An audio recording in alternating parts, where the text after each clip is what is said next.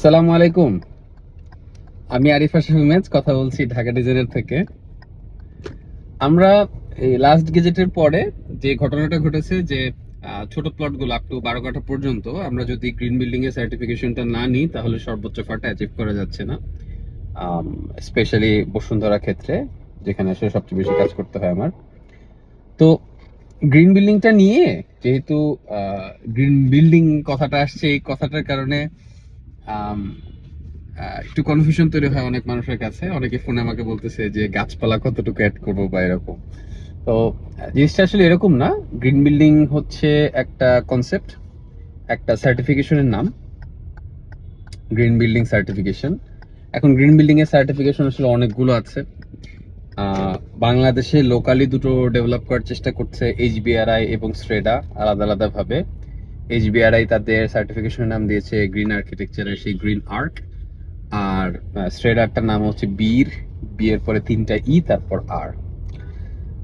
আর globally recognised একটা হচ্ছে age, যেটা রিসেন্টলি বেশ পপুলার হতে যাচ্ছে।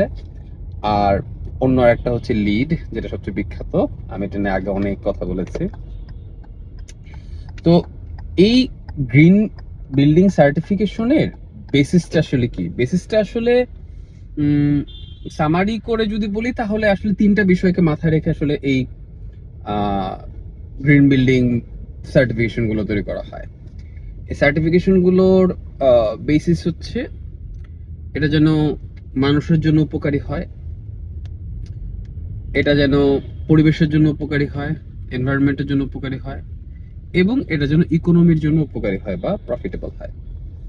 তো এটাকে বলা হয় হচ্ছে 3 পিলার্স অফ সাস্টেনেবিলিটি বলতে পারি, 3 পিলার্স অফ গ্রিন বিল্ডিং ও বলতে, সার্টিফিকেশনও বলতে পারি। যাই বলি না কেন, কনসেপ্ট হচ্ছে 3টা: পিপল, প্ল্যানেট, প্রফিট।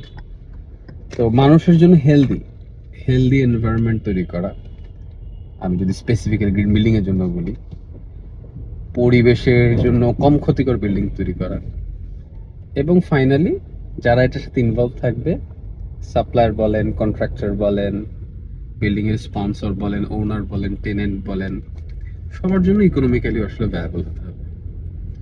তো এটা নিয়ে আসলে লম্বা ডিসকাশনের প্রয়োজন আছে। তো সামনে এটা নিয়ে আমরা অনেক লম্বা আলোচনা করবো ইনশাআল্লাহ। তবে আজকের ভিডিওর মূল উদ্দেশ্য হচ্ছে গ্রিন বিল্ডিং বলতে আসলে গাছপালা লাগানো বিল্ডিং কে বোঝানো হয় না। গ্রিন বিল্ডিং বলতে ওটাই বোঝানো হয় যেটা মানুষের জন্য, পরিবেশের জন্য এবং ইকোনমির জন্য প্রফিটেবল।